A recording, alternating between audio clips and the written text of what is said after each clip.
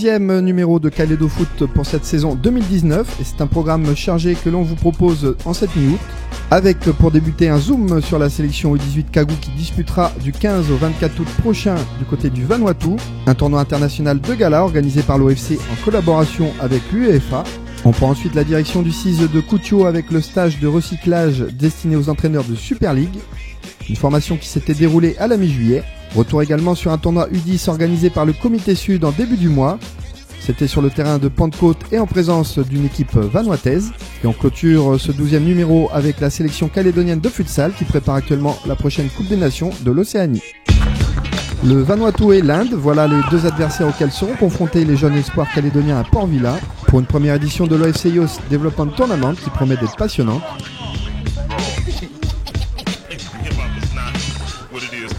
Il y a un match amical, un match de préparation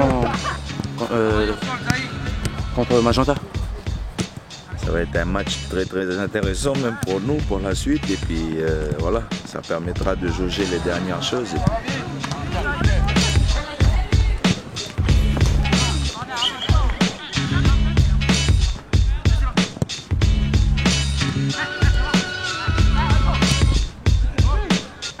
Un mois de l'échéance où on a su que le tournoi était confirmé. Derrière, ce que j'ai recherché dès le départ au groupe, c'est sûr, c'est de prendre des bons joueurs, ça.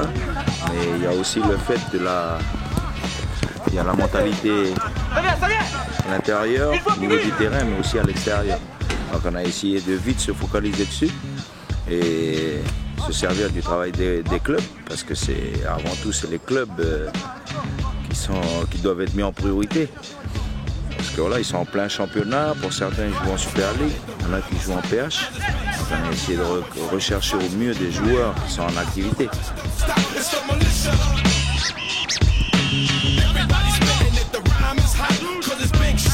Je pense que le tournoi il est venu, on va dire, précipitamment. C'est parce que la FIFA, je pense que, et l'UEFA, à ces catégories d'âge-là, veulent savoir où ça en est au niveau, déjà de l'état d'esprit et d'un point de vue footballistique, au niveau de la compétition.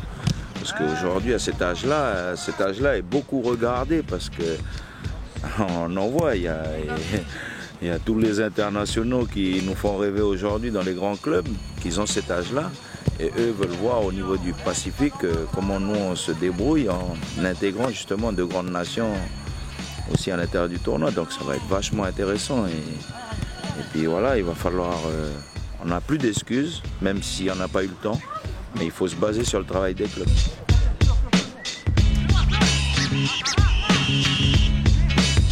Ben, ça va nous aider, des expériences, pour moi, pour mes coéquipiers aussi.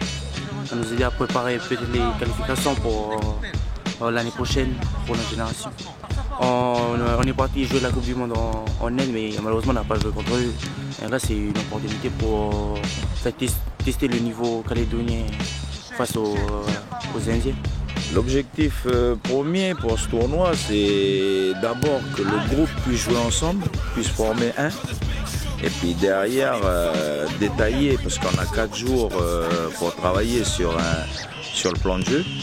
Et il va falloir le détailler très vite et qu'ils comprennent très vite.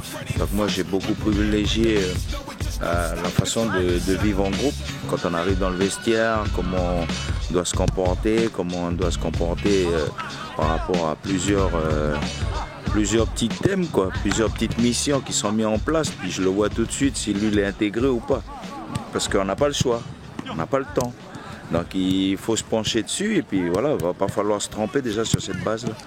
Après je pense que derrière, les garçons ils sont en pleine compétition aujourd'hui. Je ne vois pas pourquoi on va perdre en rythme ou on va avoir peur pour affronter les autres nations. Les entraîneurs de la Mobile Super League étaient sur le qui-vive. C'était du 15 au 18 juillet dernier pour une semaine de stage très constructive. Là, cette semaine, on est en recyclage. Et là, hier, 3 de nos collègues sont passés avec l'effectif de Camo pour être notés. Donc, ce que je vous demande, c'est le sérieux dans le travail. on est à l'écoute des consignes. Ok, ce soir. Le thème de ce soir, ça va être l'utilisation de l'espace en largeur et en profondeur. Okay. Cette formation de recyclage me permettait ici d'avoir les entraîneurs de Super League, mais aussi de PH et des sections sportives pour échanger notamment par rapport au football qui évolue et que nous, entraîneurs, on doit se mettre à la page. Donc aujourd'hui, l'essentiel au fait de la formation était basé sur l'analyse vidéo, qui est un domaine très important, notamment quand on recherche quelque part la performance. Donc le but de cette formation, c'était toucher tous ces outils-là pour bien travailler et pour que dans les conditions et l'environnement dans lequel ils travaillent, que cette formation le sert à progresser.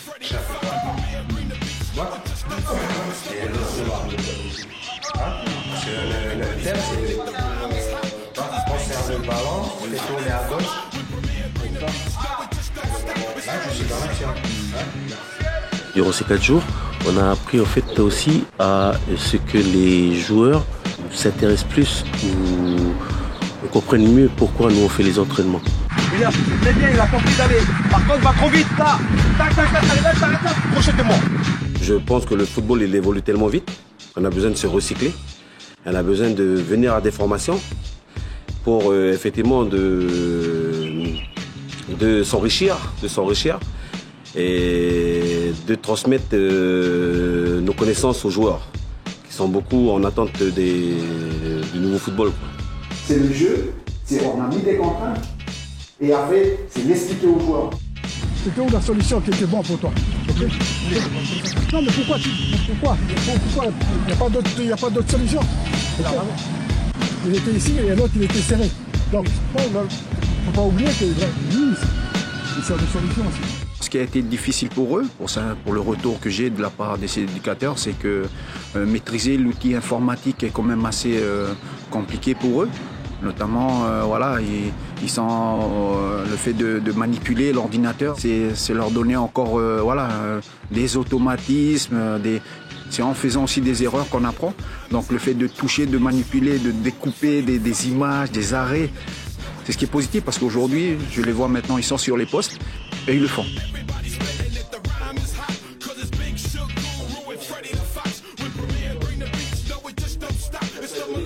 Il va commencer à regarder son environnement. Par contre, dès qu'on est coupé, ça c'est mon avis, dès qu'on est coupé, on donne la situation, on donne les explications. Il va retenir simplement un tiers de ce qu'on va tout lui dire. C'est vrai que c'est le sujet qui a été évoqué en disant que on n'a pas de caméra. Il parlait des coûts, que c'est quand même relativement cher.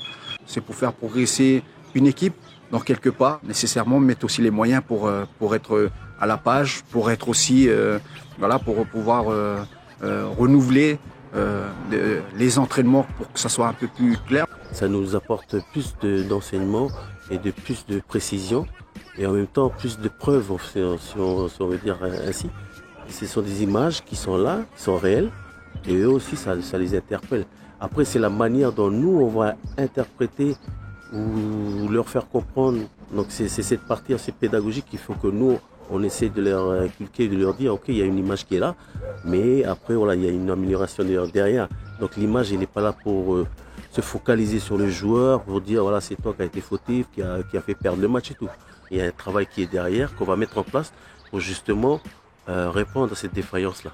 Je voulais aussi remercier Dominique Rochali par son investissement à travers la Fédération calédonienne de football de nous permettre cette semaine de recyclage pour effectivement nous conduire et approfondir nos connaissances. Donc voilà, la séance est terminée. Je vous en remercie. On fait ça, c'est pour le bien du club. Bonne soirée et puis bonne continuation. Merci beaucoup. Je m'appelle Colline, je suis le capitaine. Le comité provincial sud de football organisait quant à lui un tournoi U10 en ce début du mois. Pour l'occasion, une formation du Vanuatu faisait office d'invité d'honneur à ce bel événement dédié à notre petite graine de champion. Je suis venu ici accompagner les jeunes U10. C'est un privilège pour nous les Vanuatais de venir ici pour les jeunes spécialement, pour les petits jeunes. Parce que comme on connaît tout, nous Vanuatu là-bas, le football c'est le sport préféré pour tout le monde. Tout le monde aime bien le football. Les jeunes ici sont venus ici pour jouer et avoir de l'expérience, comme cette opportunité de leur aider aussi pour leur future carrière. On est bien reçus ici par les Calédoniens, on est vraiment contents. Parce que nous, là-bas au Vanuatu, les tournois de golf, c'est pas très important. Nous, on encourage beaucoup au niveau du Super League.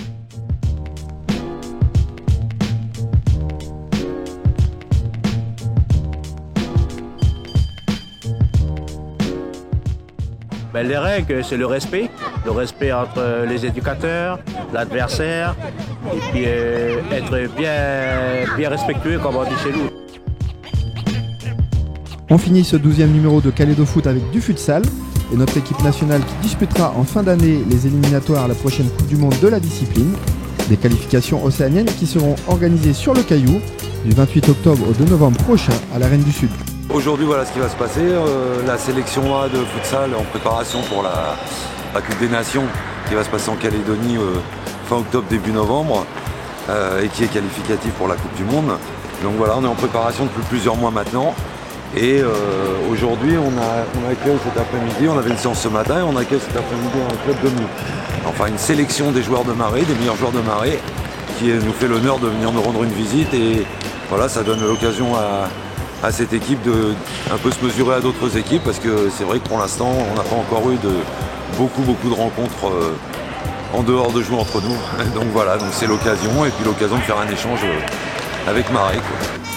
Ça c'est les gris qui démarrent le match et les blancs pour la deuxième mi-temps. Alors aujourd'hui on est pour la première fois avec les nouvelles tenues de la Nouvelle-Calédonie futsal.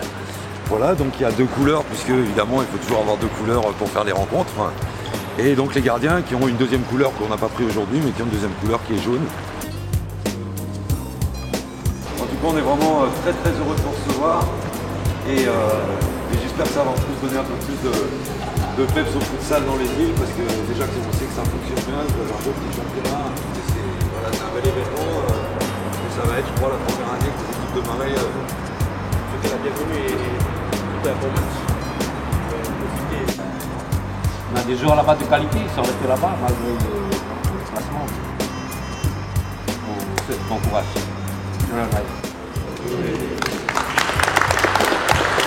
Alors aujourd'hui, avec cette réception de l'équipe de Marais, on peut saluer tout le travail du comité île qui a vraiment développé cette discipline dans les îles, puisque aujourd'hui on a, je ne pourrais pas dire de bêtises, mais je crois que c'est 12 équipes en PH sur l'IFU, 6 à Marais et 4 à UVA, je crois.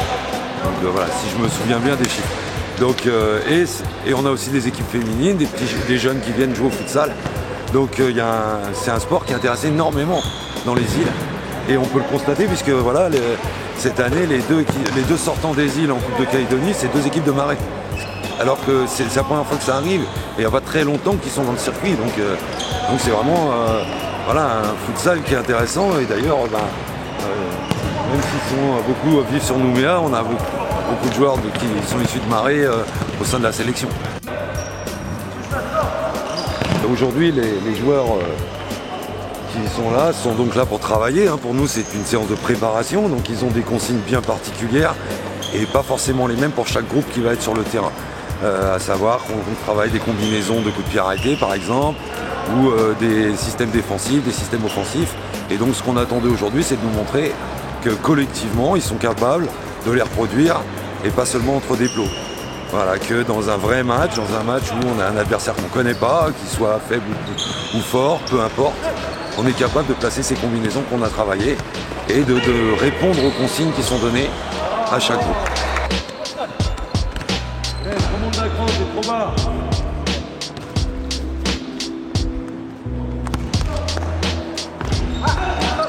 C'est vrai qu'il y a plein de paramètres à prendre en compte pour savoir comment cette équipe s'est préparée. Effectivement, la venue de Giuliano pour former les coachs à un autre niveau apporte évidemment, c'était le mois dernier. Et surtout, Giuliano va rejoindre la Nouvelle-Calédonie pour nous aider à préparer cette équipe pour la qualification. Donc c'est vraiment un point très important parce que c'est quelqu'un qui a une grosse expérience, qui a qualifié les Salomon 2 fois en Coupe du Monde. Donc voilà, c'est important qu'on ait ce genre de personnes avec nous pour nous faire progresser encore plus. Parce qu'il n'y a pas que les joueurs, il y a aussi le staff bien sûr qui doit progresser. Et donc voilà un peu l'objectif de ce type de rencontre et effectivement de pouvoir mettre en application ce qu'on a appris dans cette licence C. Est-ce qu'on a bien après transmis aux joueurs ce qu'on voulait d'eux? Parce que effectivement ce qu'on nous apprend dans ce genre de stage c'est plutôt comment j'approche le joueur, comment je lui explique ce que j'attends de lui pour que ça se réalise sur le terrain. Voilà, c'est ça toute la difficulté parce qu'après techniquement on choisit les meilleurs de Calédonie donc techniquement ils sont censés être au niveau. Voilà, on se quitte sur ces images de nos futsaleurs internationaux et on se dit à très bientôt sur la chaîne YouTube FCF TV et pour un nouveau numéro de Calédo Foot, votre émission web du Foot Kagou.